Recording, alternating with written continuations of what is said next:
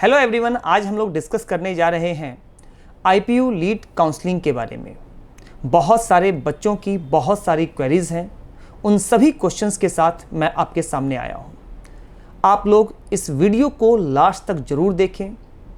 अगर आप लोग भी आईपीयू लीड की काउंसलिंग कर रहे हैं तो इस वीडियो में मैं आप लोगों के साथ टोटल 10 क्वेश्चंस डिस्कस करूंगा जो मेन सबसे ज़्यादा बच्चों के डाउट्स हैं।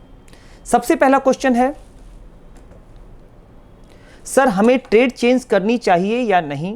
ट्रेड चेंज करने के क्या फ़ायदे हैं और क्या नुकसान हैं? ये question specially non CS background students का है, mainly mechanical, electrical, civil, electronics. बच्चों, अगर आप थोड़े से भी हार्डवर्किंग हैं तो आप अपनी ट्रेड को ज़रूर चेंज कर लें। ये मेरी अपनी पर्सनल राय है। क्यों? क्योंकि इस टाइम में वर्ल्ड वाइड कंप्यूटर ट्रेड की बहुत डिमांड है और इनके पैकेजेस भी बहुत हाई जा रहे हैं। कुछ बच्चों के ये ज़रूर डाउट हैं कि सर कंप्यूटर में रिसेशन है। रिसेशन किस टाइप का है, इस चीज़ को ज़रूर सोचना चाहिए। ये ऐसा रिसेशन नहीं है जो लॉन्ग टाइम चलने वाला है। इस पॉइंट को ध्यान में रखते हुए अपनी ट्रेड चेंज कर सकते हैं। इसके बाद बच्चों का ये क्वेश्चन होता है कि सर जो हमने 3 साल में पढ़ाई की है, सपोज कीजिए मैकेनिकल का बच्चा है तो उन्होंने सोम, एफएम, थर्मल ये सब पढ़ाई की है। जो बच्चे इलेक्ट्रॉनिक्स के हैं उन बच्चों ने ईडीसी, डिजिटल, माइक्रो प्रोसेसर, इन सब चीज़ों की पढ़ाई की है। उन बच्चों को लगता है कि जो हम लोगों ने 3 साल में पढ़ाई की है वो सब कुछ खराब हो जाएगा। उस खराब को ध्यान में ना रखते हुए अपने करियर को ध्यान में दें, क्योंकि आफ्टर 3 इयर्स हो सकता है कि सीएस आईटी से अगर आपने बीटेक की है तो चांसेस हैं कि आपका जो पैकेज है 10 लाख, 12 लाख, 15 लाख का लग सकता है। मैं ये वो बता रहा हूँ जो क्लासेस में, जो कॉलेज के अंदर मोस्ट ऑफ द स्टूडेंट्स का पैकेज चला जाता है। और अगर मैं बात करता हूँ मैकेनिकल की, सिविल की, इलेक्ट्रिकल की, इलेक्ट्रॉनिक्स की, तो इन लोगों का पैकेज जाता है 3 लाख, 4 लाख, 5 लाख का। तो अल्टीमेटली हमारा गोल क्या है? अच्छा पैकेज, अच्छा करियर। तो अभी जो दिखाई दे रहा है वो कंप्यूटर आईटी में दिखाई दे रहा है। तो मेरा मानना ये है कि आप लोगों को अपनी ट्रेड जरूर चेंज कर लेनी चाहिए, जिन बच्चों को भी इस चीज़ से डाउट है। सेकंड क्वेश्चन है, सर सीएस आईटी के लिए कॉलेज प्रेफरेंसेस क्या होनी चाहिए? बेटा, मैं बताता हूं आप लोगों को कि यहां पर हमें 2 चीज़ों को ध्यान में रखना है। सबसे पहली चीज़ प्लेसमेंट और दूसरी चीज़ आपके घर से कॉलेज के डिस्टेंस। ये बहुत मैटर करती है। अगर आपकी रैंक है 100 के अराउंड तो मान के चलिए कि टॉप 3 कॉलेजेस में आपको सीएस या आईटी में से ज़रूर कुछ ना कुछ मिल जाएगा। जैसा कि पिछले का अभी तक का डेटा चल रहा है उसके अकॉर्डिंग मैं आप लोगों को बता रहा हूँ। अगर आपकी रैंक है टॉप 20 तो आपको सीएस आईटी में से कुछ ना कुछ आपको यूनिवर्सिटी कैंपस के अंदर यूएसआईसीटी में मिल जाएगा। जैसा पिछले साल का रिकॉर्ड है मैं उसके अकॉर्डिंग बता रहा हूँ। अब प्रेफरेंसेस क्या होनी चाहिए हम लोग ये डिस्कस करते हैं। तो मैं आप लोगों को बताता हूँ। पहली प्रेफरेंस, बच्चा दिल्ली में कहीं का भी हो उसकी प्रेफरेंस यूएसआईटी ही होनी चाहिए और यूएसआईसीटी ही होगी। जहाँ तक मुझे लगता है सब बच्चों की पहली प्रेफरेंस यूएसआईसीटी होती है। सेकेंड प्रेफरेंस महाराजा अग्रसेन या सूरजमल। अगर आपके घर से दोनों की डिस्टेंस बराबर है तो आप लोग प्रेफर करेंगे महाराजा अग्रसेन। अगर आपके घर से महाराजा सूरजमल नज़दीक है, महाराजा अग्रसेन बहुत दूर है, मैं स्पेशली वेस्ट दिल्ली के बच्चों के लिए बात कर रहा हूँ, उन बच्चों के लिए महाराजा सूरजमल चूज करना बेटर होगा इंस्टेड ऑफ महाराजा अग्रसेन। मतलब कि आपकी पहली चॉइस होगी यूनिवर्सिटी कैंपस मतलब यूएसआईसीटी, दूसरी चॉइस होगी सूरजमल और तीसरी चॉइस होगी महाराजा अग्रसेन। अगर आप लोग वेस्ट दिल्ली से हैं, अगर आप महाराजा अग्रसेन के आसपास के हैं तो सेकंड चॉइस आपकी महाराजा अग्रसेन हो जाएगी और थर्ड चॉइस महाराजा सूरजमल हो जाएगी। और अगर डिस्टेंस बराबर है तो भी सेम ऐसे ही यूएसआईसीटी, उसके बाद महाराजा अग्रसेन, उसके बाद महाराजा सूरजमल। ये 3 प्रेफरेंसेज हो गई। चौथी प्रेफरेंस कौन सी डालें सर? तो चौथी प्रेफरेंस के लिए आप लोग ले सकते हैं भारतीय विद्यापीठ को, उसके बाद भगवान परशुराम को, उसके बाद जीटीबी आईटी को, या फिर डॉक्टर अखिलेश दास, इन दोनों में से फिर से मैं बता रहा हूं, जीटीबी-आईटी या अखिलेश दास में आपके घर के पास कौन सा कॉलेज पड़ता है वो डिपेंड करता है। तो उसके अकॉर्डिंग आप लोग अपनी चॉइसेस को स्विच कर सकते हैं। मैं रीजन बताता हूं आपको, जब आप कॉलेज में चले जाएंगे तो उस टाइम में डेली आपका 2 घंटा आना और 2 घंटा जाना आपके लिए एक बहुत बड़ा बर्डन हो जाएगा, 4 घंटे का। उस टाइम में आप लोगों को पढ़ाई पर ज़्यादा ध्यान देना है, अपने स्किल पर ज़्यादा ध्यान देना है, अपने लैंग्वेजेस के ऊपर ज़्यादा ध्यान देना है। अगर आपका टाइम जर्नी में वेस्ट हो गया तो आपके लिए कहीं ना कहीं फ्यूचर के लिए दिक्कत आ जाने वाली है। स्किल को टाइम देने के लिए आपके पास टाइम होना बहुत ज़रूरी है, इसलिए डिस्टेंस बहुत मैटर करता है। उसके बाद आता है HMR कॉलेज, उसके बाद IPU के जो कॉलेजेस NCR में हैं, मतलब कि नोएडा में या फिर सोनीपत में, उनको आप अपनी प्रेफरेंस बना सकते हैं। ये हुआ हमारा सेकंड क्वेश्चन। अब चलते हैं थर्ड क्वेश्चन के पास। थर्ड क्वेश्चन है, सर चॉइसेस में कितनी प्रेफरेंसेस हमें डालनी चाहिए? तो बच्चों, अपनी चॉइसेस में ज़्यादा से ज़्यादा प्रेफरेंसेस आपको डालनी चाहिए। अब ज़्यादा कितनी डालनी चाहिए मैं ये आपको डिटेल में समझाता हूँ। क्या 80 चॉइसेस हैं तो 80 प्रेफरेंस डाल दें? मैं CA से हूँ, मुझे CAC चाहिए, तो क्या मैं मैकेनिकल भी डाल दूँ? नहीं, मैं ऐसा बिल्कुल नहीं बोल रहा हूँ। मैं ये बोलना चाह रहा हूँ कि आपको वो सभी चॉइसेस डाल देनी चाहिए जहां तक आप कॉलेज ले सकते हैं। स्टार्टिंग में हमको ऐसा लगता है कि हमारे पास हमारी रैंक अच्छी है और इतने में तो ये कॉलेज मिल ही जाएगा, लेकिन इस चीज़ को सोचे बिना आप उस लेवल तक जाइए जहां तक आप कॉलेज ले सकते हैं। सपोज कीजिए किसी बच्चे की 51 रैंक है। अब 51 रैंक वाले को कहां तक फिल करना चाहिए मैं ये डिस्कस करता हूं। चांसेस है कि उसको महाराजा अग्रसेन का CS या IT में से कुछ ना कुछ जरूर मिल जाएगा। उसकी पहली प्रेफरेंस USICT, दूसरी प्रेफरेंस थी महाराजा अग्रसेन, और उसको चांसेस है कि महाराजा अग्रसेन मिल जाएगा। लेकिन उसको महाराजा अग्रसेन तक नहीं रुकना चाहिए। महाराजा अग्रसेन, उसके बाद सूरजमल, उसके बाद भारतीय विद्यापीठ, उसके बाद भगवान परशुराम, इतना तक उसको जरूर फिल करना चाहिए। अब मैं बताता हूं रीजन। होता क्या है कि फर्स्ट काउंसलिंग के अंदर सारी सीट्स आपको अलॉट नहीं की जाती हैं। अब सारी सीट्स कौन सी हैं मैं ये आपको डिटेल में बाद में बताऊंगा। टोटल सीट्स हैं, उसमें से कुछ ही सीट्स जो होती हैं वो हमें अलॉट की जाती हैं, सारी सीट्स अलॉट नहीं की जाती हैं। अब होता क्या है कि जब फर्स्ट काउंसलिंग हुई तो सपोज कीजिए कि 40 रैंक तक महाराजा अग्रसेन फिल हो गया और बच्चे ने महाराजा अग्रसेन तक ही फिल किया था, उसने सूरजमल नहीं फिल किया था। तो जो सूरजमल की सीट्स थी वो 51 के बाद वाले जो बच्चे थे उन लोगों ने पहले ही ऑक्युपाई कर लिया। तो हो सकता है अगले राउंड के अंदर उसको सूरजमल भी ना मिले और आगे के राउंड में सूरजमल भी ना मिले। इसलिए ज्यादा से ज्यादा चॉइसेस को फिल कर लेना चाहिए। एक रीजन ये। दूसरा रीजन बताता हूं और जो सबसे बड़ा और इंपॉर्टेंट रीजन है, आपकी टोटल काउंसलिंग होंगी 6। कैसे होंगी मैं ये बताता हूं। 3 general counselling, first round, second round, third round. Third round के बाद एक काउंसलिंग होती है जिसको बोलते हैं बेटा स्लाइडिंग राउंड। वो राउंड बहुत इंपॉर्टेंट होता है और उस राउंड के अंदर क्या होता है कि जिन बच्चों को सीट्स मिल चुकी होती हैं सिर्फ उन्हीं बच्चों को अपनी सीट्स अपग्रेड करने का ऑप्शन मिलता है। जिन बच्चों को सीट कुछ भी नहीं मिली है उन बच्चों के लिए वो राउंड होता ही नहीं है। वो बच्चे उस राउंड के अंदर एप्लीकेबल नहीं होते हैं, वो बच्चे काउंसलिंग नहीं कर सकते हैं स्लाइडिंग राउंड वाली। उसके बाद ये टोटल 4 काउंसलिंग हो गई। उसके बाद स्पॉट राउंड के 2 राउंड होते हैं, वो हमें काउंसलिंग करने का ऑप्शन मिलता है। तो इसलिए मैं बता रहा हूं कि आप ज्यादा से ज्यादा कॉलेज जरूर फिल करें ताकि स्लाइडिंग राउंड भी आपको करने का ऑप्शन मिल जाए, और अगर सीट खाली होंगी तो स्लाइडिंग राउंड के अंदर आपकी सीट जो है अपग्रेड हो चुकी होगी। राइट है। चलिए अगला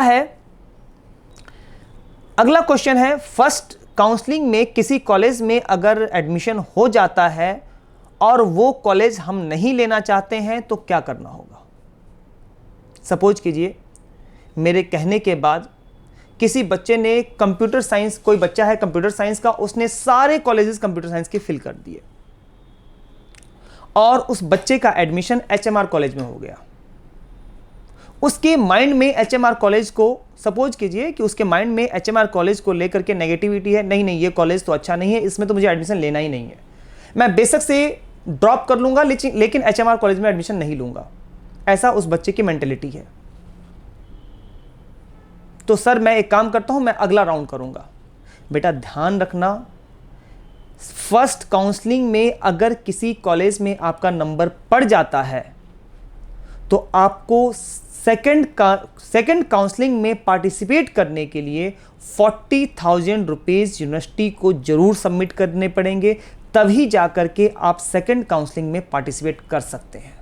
वो बात अलग है कि 40,000 रुपीज़ रिफंडेबल हैं, अगर टोटल काउंसलिंग करने के बाद अगर आप रिफंड करना चाहते हैं तो 1,000 रुपीज़ डिडक्ट होकर के बाकी 39,000 रुपीज़ आपको वापस मिल जाएंगे। लेकिन at that time second counselling करने के लिए आपको 40,000 रुपीज़ सबमिट करने ही होंगे।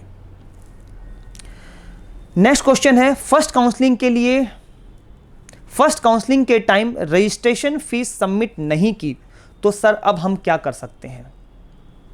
बेटा अगर फर्स्ट काउंसलिंग से पहले जो रजिस्ट्रेशन फीस सबमिट करने का टाइम था 1,000 रुपीज़ जो सबमिट करना था, अगर आपने सबमिट नहीं किया है तो आप, ऐसा नहीं है कि आप आईपीओ की काउंसलिंग नहीं कर सकते हैं। आईपीओ की आप ओनली फर्स्ट काउंसलिंग नहीं कर सकते हैं, सेकंड काउंसलिंग से पहले दोबारा से रजिस्ट्रेशन करने का ऑप्शन आएगा, आप उसमें दोबारा से रजिस्ट्रेशन कर सकते हैं और आप सेकंड काउंसलिंग से बाकी आगे की सभी राउंड में पार्टिसिपेट कर सकते हैं। तो आप इस चीज़ से मत घबराइए कि फर्स्ट राउंड चला गया तो मैं आगे की काउंसलिंग नहीं कर सकता हूं, बिल्कुल ऐसा नहीं है, आगे की राउंड आप अटेम्प्ट कर सकते हैं। सर हमने सुना है कि एडमिशन होने के बाद 40,000 सबमिट करने होते हैं, तो 40,000 कब सबमिट करने होते हैं? बेटा मैंने अभी बताया था कि जैसे ही आपका एडमिशन हो जाता है, जैसे ही आपका नंबर आ जाता है, चाहे फर्स्ट काउंसलिंग में आए, चाहे सेकंड में आए, चाहे थर्ड में आए, जब भी आएगा उसी टाइम में आपको 40,000 सबमिट करना होगा नेक्स्ट राउंड में पार्टिसिपेट करने के लिए। कुछ बच्चों का इसके बाद क्वेश्चन होता है कि क्या सर हर राउंड में हमको 40,000 सबमिट करना होगा अगर हमारा कॉलेज चेंज होता है तो? सपोज कीजिए किसी बच्चे को फर्स्ट राउंड में सूरजमल मिल गया, ये उसकी थर्ड चॉइस थी, वो चाहता है महाराजा अग्रसेन के अंदर जाना या यूएसआईसीटी के अंदर जाना। अगर सेकेंड राउंड में अपग्रेड होकर के महाराजा अग्रसेन आ जाता है तो क्या उसको दोबारा से सबमिट करना होगा 40,000? बिल्कुल ऐसा नहीं है, उसको दोबारा से 40,000 सबमिट करने की कोई जरूरत नहीं है। वो 40,000 रुपए यूनिवर्सिटी के पास होते हैं, यूनिवर्सिटी 40,000 अपने पास तब तक रखती है जब तक बच्चे का फाइनल राउंड कंप्लीट नहीं हो जाता है। इसके बाद एक बहुत बड़ा इंपॉर्टेंट क्वेश्चन है, 40,000 के अलावा जो बाकी फीस है वो कब सबमिट करनी होती है? बेटा 40,000 सबमिट करने के बाद जो बाकी बची हुई फीस है वो आपको तब सबमिट करनी होगी जब आप अपनी सीट को फ्रीज कर देंगे। जब आपका फर्स्ट राउंड का रिजल्ट आ जाएगा तो उसमें दो ऑप्शन आएंगे, फ्रीज या फ्लॉट। अब ये फ्रीज और फ्लॉट क्या चीज़ है मैं अब ये बता देता हूं। अगर आप अपनी सीट से सेटिस्फाइड हैं तो आप अपनी सीट को वहीं लॉक कर सकते हैं, वहीं फ्रीज कर सकते हैं। अगर आप सीट से सेटिस्फाइड नहीं है, सपोज कीजिए आपको अपनी 5वीं चॉइस मिली, चाहते हैं कि मुझे 1 to 4 में से कुछ मिल जाए, तो आप डेफिनेटली वहां पर फ्रीज की बजाय फ्लॉट करेंगे ताकि आप नेक्स्ट राउंड में पार्टिसिपेट करें। और मेरी एडवाइस है कि आपको जब तक अपनी फर्स्ट चॉइस ना मिल जाए आप अपनी सीट को फ्लॉट करते रहिए। एक मैं अपनी तरफ से क्वेश्चन बताता हूं जो कि बहुत बच्चों का डाउट रहता है, अभी तो नहीं आया मेरे सामने क्वेश्चन लेकिन आगे जरूर आएगा, मैं अभी से बता देता हूं आप लोगों को। बहुत बच्चों का डाउट रहता है कि सर अगर हमने सीट फ्लोट कर दी तो क्या जो पहले कॉलेज मिला है वो चला जाएगा? बेटा ऐसा कभी नहीं होता है, वो सीट आपकी कभी नहीं जाती है जब तक कि आपको नेक्स्ट सीट ना मिल जाए। बात समझ में आ रही है? सपोज कीजिए आपको 5वीं चॉइस मिली, आपने फ्लॉट कर दिया और नेक्स्ट राउंड के लिए पार्टिसिपेट कर लिया। अगर आपको 1 to 4 में से कुछ नहीं मिलेगा तो 5th चॉइस जो आपको मिली है वो आपकी एज इट इज रहेगी, उसको कोई हटा नहीं सकता है अगर आपके डॉक्यूमेंट सारे ओके हैं तो। ठीक है, उसके बाद अगला आता है क्वेश्चन, सर बीटेक में मैकेनिकल, सिविल, इलेक्ट्रिकल, इलेक्ट्रॉनिक्स से करते हैं तो क्या नुकसान है? बेटा नुकसान तो कुछ भी नहीं है, लेकिन मैंने स्टार्टिंग में ही बताया कि अगर बीटेक में मैकेनिकल, इलेक्ट्रिकल, इलेक्ट्रॉनिक्स मतलब कि नॉन सीएसआईटी से करते हैं तो इस टाइम में नॉन सीएसआईटी ट्रेड की प्लेसमेंट कम है और उनके पैकेजेस भी कम है। एक बात और, अगर हम लोग मैकेनिकल ले लें, इलेक्ट्रिकल ले लें, सिविल ले लें, कोई भी ट्रेड ले लें, तो भी उसके बावजूद भी आज के टाइम में 70 to 80% उनके अंदर जो प्लेसमेंट हो रही है वो भी सीएसआईटी की कंपनी में ही हो रही है। मतलब कि सपोज कीजिए किसी बच्चे ने इलेक्ट्रॉनिक्स से बीटेक किया, बीटेक तो इलेक्ट्रॉनिक्स से किया है, लेकिन उसको जो प्लेसमेंट में बैठने का ऑप्शन मिल रहा है वो कंपनीज लगभग 70 से 80% कंपनी जो होंगी वो सीएसआईटी बैकग्राउंड की ही होंगी। तो आगे चल करके भी हमको सीएसआईटी की कंपनी में ही जाना है तो क्यों ना अभी से सीएसआईटी ही ले लें। ये बस फायदा है सीएसआईटी का। अगर आपको लगता है कि नहीं मुझे गवर्नमेंट जॉब में जाना है या फिर मेरी पढ़ाई खराब हो जाएगी तो आप अपनी चॉइस को ले सकते हैं, लेकिन मेरी प्रेफरेंस ये है कि आपको सीएसआईटी चूज करना चाहिए। उससे अगला क्वेश्चन है, मतलब 9th क्वेश्चन है, सर ट्रिपल ई और इलेक्ट्रिकल इंजीनियरिंग में क्या फर्क है? बेटा ट्रिपल ई और इलेक्ट्रिकल इंजीनियरिंग में थोड़ा सा फर्क है, लगभग हर सेमेस्टर में 2 से 3 सब्जेक्ट का। आईपीयू के वो सभी कॉलेजेस जो दिल्ली के अंदर हैं उनमें इलेक्ट्रिकल इंजीनियरिंग शायद एक जगह है, बाकी हर जगह ट्रिपल ई है। ट्रिपल ई में इलेक्ट्रिकल एंड इलेक्ट्रॉनिक्स दोनों होता है। वहाँ पर वैसे फोकस ज़्यादा इलेक्ट्रिकल को ही किया जाता है। मतलब अगर 5 सब्जेक्ट हैं टोटल तो 5 में से लगभग 4 सब्जेक्ट इलेक्ट्रिकल के होते हैं, 1 सब्जेक्ट इलेक्ट्रॉनिक्स का होता है। लेकिन इलेक्ट्रिकल इंजीनियरिंग के अंदर पांचों के पांचों सब्जेक्ट आपको इलेक्ट्रिकल इंजीनियरिंग के ही मिलते हैं। अब कहाँ नुकसान होता है इसका? कुछ गवर्नमेंट जॉब्स ऐसी होती हैं जहाँ पर प्योर इलेक्ट्रिकल इंजीनियरिंग ही मांगा जाता है।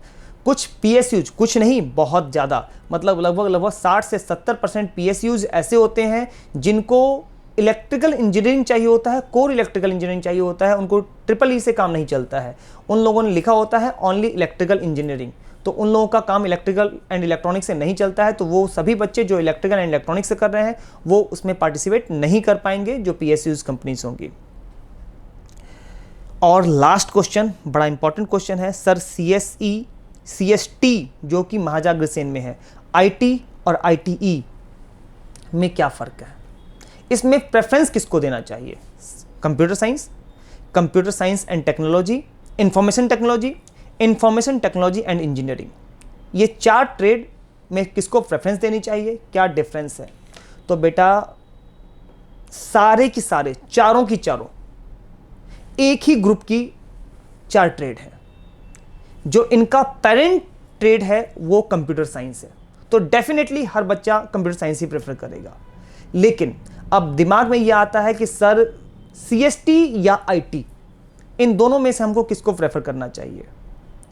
तो सीएसटी और आईटी में से मेरा यह मानना है कि आपको आईटी प्रेफर करना चाहिए।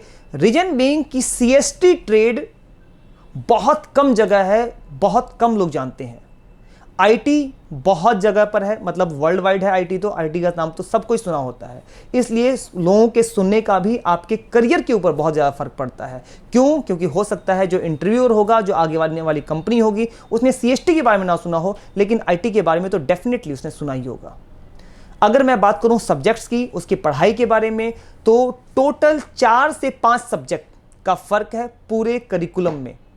पूरे मैं बात कर रहा हूँ पूरे 3 साल का करिकुलम, जो सेकेंड ईयर से लेकर के फाइनल ईयर तक का करिकुलम होता है, उसमें टोटल 4 से 5 सब्जेक्ट का फ़र्क है। तो फ़र्क बहुत ज़्यादा नहीं है सब्जेक्ट्स में, पढ़ाई में, लेकिन प्रेफरेंसेस में अगर सपोज कीजिए कि कोई किसी कंपनी में आप 2 लोग इंटरव्यू देने जाते हैं, एक की ट्रेड है कंप्यूटर साइंस एंड टेक्नोलॉजी और एक की ट्रेड है आईटी, दोनों का बराबर का इंटरव्यू है, तो मुझे ऐसा लगता है कि सामने वाले ने शायद सीएसटी ना सुना हुआ हो तो वो आईटी वाले को प्रेफरेंस दे सकता है, सीएसटी वाले को प्रेफरेंस नहीं देगा। या फिर अगर कोई कंपनी वैकेंसी निकालती है तो हो सकता है वो सीएस के लिए वैकेंसी निकाल दे, आईटी के लिए वैकेंसी निकाल दे, सीएसटी के लिए वैकेंसी ना निकाले। लेकिन ऐसा होता बहुत कम है। 98% केसेस में सीएस, सीएसटी और आईटी तीनों, और आईटीई भी, चारों की चारों एप्लीकेबल होंगे, सिर्फ 2% का फर्क है। इसलिए आपको पहली प्रेफरेंस रखनी चाहिए कंप्यूटर साइंस, सेकंड प्रेफरेंस रखनी चाहिए आईटी, थर्ड प्रेफरेंस रखनी चाहिए सीएसटी और फोर्थ प्रेफरेंस रखनी चाहिए आईटीई। तो मुझे लगता है कि आपके बहुत सारे आपके डाउट क्लियर हो गए होंगे।